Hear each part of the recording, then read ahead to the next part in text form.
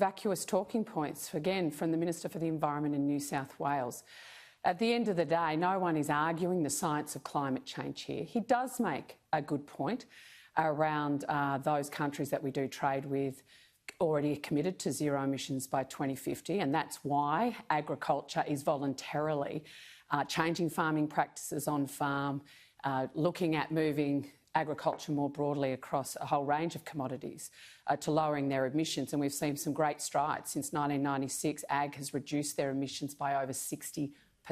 And our red meat industry, despite being, decried by Coles, by the ABC, as if you eat red meat, somehow it's bad for the environment, have actually committed to a zero emissions target by 2030 on their own without government mandate. So industry gets it, the regions get it, ag gets it. What the Nationals are concerned about is the unintended consequence of the balloon floated by the Prime Minister at the National Press Club. OK, well, let's We've talk been through sent that. to Canberra to stand up for our industries and our communities, and that's what we're doing. So I guess the Prime Minister was trying to avoid this fight by saying it's our preference to get to net zero emissions by 2050, he said, but we don't yet know how we're going to get there. Has that in some ways just caused too much uncertainty for the people that you represent? Yeah, absolutely, Laura. I think you've hit the nail on the head. I mean, without a credible plan of how we're going to get there, we don't feel we can actually sign up to this on behalf of our communities with a wink and a nod and a she'll be right, mate. We'll look after the regions, because what we do know is over the next 3 decades, as we make our way to 2050, the National Party won't be sitting at every cabinet table on how that policy is implemented. And we've seen a raft of initiatives, from the sale of Telstra to the Murray-Darling Basin Plan and beyond, where decisions are made by one government and completely changed and overturned by a future government that have incredibly negative impacts on regional Australia. Now, we want to see a sustainable, prosperous future for our communities, for agriculture, mining and manufacturing, and obviously we want to care for our environment. I mean, farmers and regional communities at the forefront of seasonal variation and climate change, right? Yeah. They're dealing with it right now, each and every day. So to sort of somehow paint the Nats as dinosaurs, sticking their heads in the sand, we're actually doing what we've been sent to Canberra to do for 100 years, stick up for our communities, and we won't be signing up to a plan that asks us to take a leap of faith on their behalf. Just as a technical point, you're not actually being asked to sign up to anything. The Prime Minister didn't put forward any concrete plan. He just said it's his preference to get there and said we don't know what the steps are yet. So, I mean, Matt Canavan was on this program a short time ago saying, well, there's threats out there to cross the floor, but what will you cross the floor on? I mean, what can you do? Is it an argument behind the scenes? Is it talking out like you are now?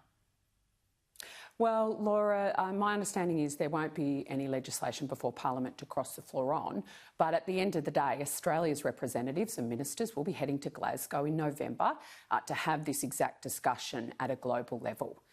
We will not be backing Australia going to that meeting and signing us up to a target without a plan.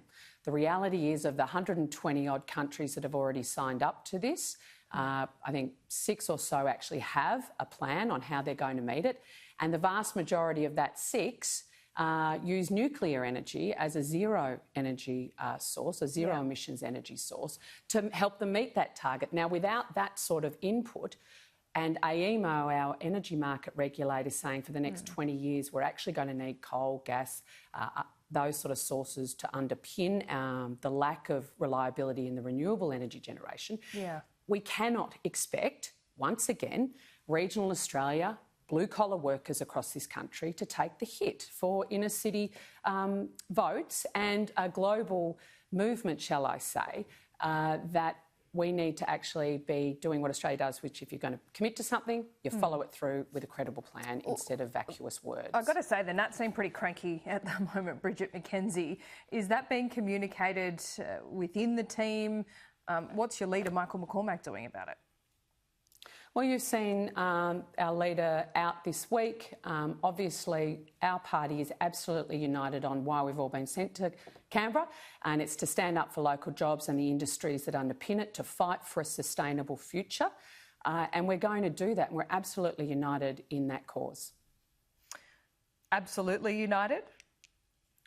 100%, Laura. I speak to all of my colleagues. There's a lot of things we don't all agree on, but on this we're very, very clear. We know agriculture's doing the heavy lifting, industry's already on its way, but we will not expect our communities to take the hit again on behalf of the nation. We're going to make sure that agriculture, mining, manufacturing, local jobs in the regions are protected for the future.